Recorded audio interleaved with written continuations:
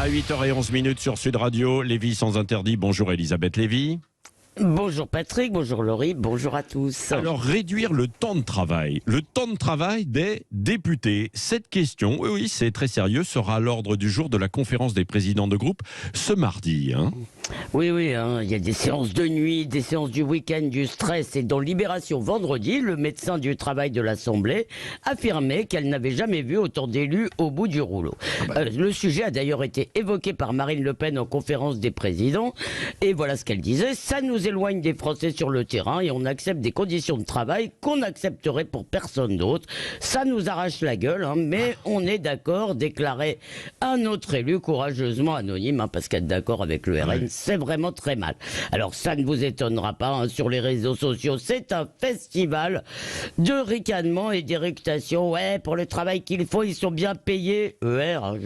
J'ai laissé les fautes sur la version écrite. Moi, je veux bien y aller. Ils passent leur temps à rédiger des amendements ou à s'exhiber sur les réseaux sociaux ou chez Monsieur Hanouna, et il y en a comme ça des dizaines, pour dire que c'est vraiment que ces députés exagèrent.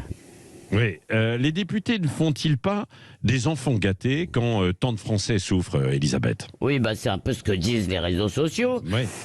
Mais c'est un peu, pardonnez-moi cher Patrick, de la démagogie de bas étage. Parce que d'abord, ce ne sont pas les seuls. Je vous rappelle, on en a déjà parlé ici, que beaucoup de Français se plaignent et ils disent qu'ils veulent travailler moins, s'épanouir. On appelle ça la grande démission.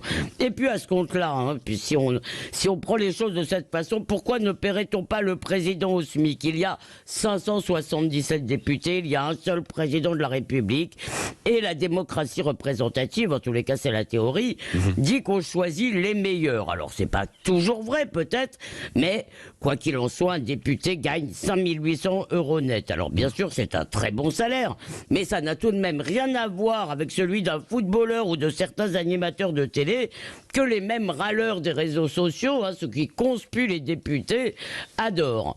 Alors bien sûr il y a des députés tir au flanc, mais ceux-là, vous savez, ils sont souvent pas réélus.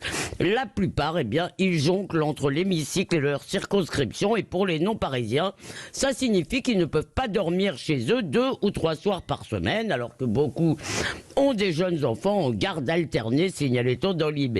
Et puis, quand il y avait une majorité absolue, les députés, au moins de la majorité, pouvaient organiser un tourniquet. Vous savez, ils venaient un peu par tiers, ça c'est vrai. Mais mais c'est pas leur seul travail, parce qu'il y a beaucoup d'autres travaux que celui qui est dans l'hémicycle, beaucoup d'autres travaux que celui qui est dans l'hémicycle. Mais quand le gouvernement a seulement une majorité relative, il devient plus difficile de sécher les séances. Et puis alors, il y a donc le travail en commission, qui est obligatoire, je vous le rappelle, la préparation des interventions. Hier soir, j'ai parlé à Emmanuel Ménard à 21h30. Elle avait 3 interventions à écrire. On peut pas dire qu'elle chôme. Alors bien sûr, on peut leur reprocher leurs comportements infantiles ou débraillés. Je vous rappelle l'image des élus de la NUPES qui chantaient à tue-tête l'hymne des femmes dans la salle des 4 colonnes.